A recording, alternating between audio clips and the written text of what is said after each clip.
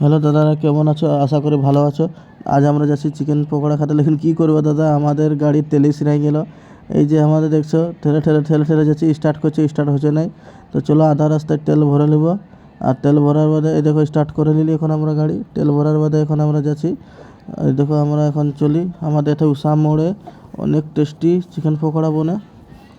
তো আমরা যাচ্ছি, দেখো তোমাদেরকে ভিউ দেখাই দিচ্ছি। তোমরাও যদি খাবার যাকে মন হবে উষা মোড় চলে আসবে।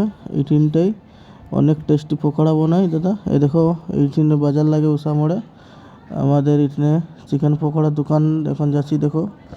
আর আমাদের এখন যাচ্ছি, দেখো এই দেখো চিকেন পকোড়া দাদা থেকে পৌঁছে নিয়েছি। দেখো আধা কিলো চিকেন পকোড়া নিয়ে নিয়েছি, এখন পিস করাছি ওকে। আর এই দেখো ছাকছে এখন, এই ছাড়ে নিয়েছে এখন তেলে চিকেন পকোড়াগুলা। দেখো দাদা, আর এই জায়গাটা দেখো, এই চিকেন দোকান আছে, চিকেন দোকান জাস্ট বগলে তোমার পাওয়া যাবে চিকেন পকোড়া।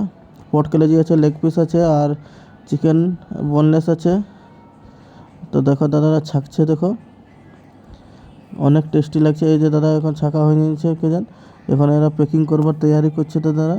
তো চাটনি ওইদিকে ভরছে আমার ছোটো দাদা, আর পেঁয়াজ দিয়ে নিয়েছে। আর এখন দেখো এই চিকেন পকোড়াটা চেক করছে হইল না নাই। ও এখন আমাদের লেগ পিসটা নিয়েছে, ওই লেগ পিসটা ছাড়ে নিয়েছে।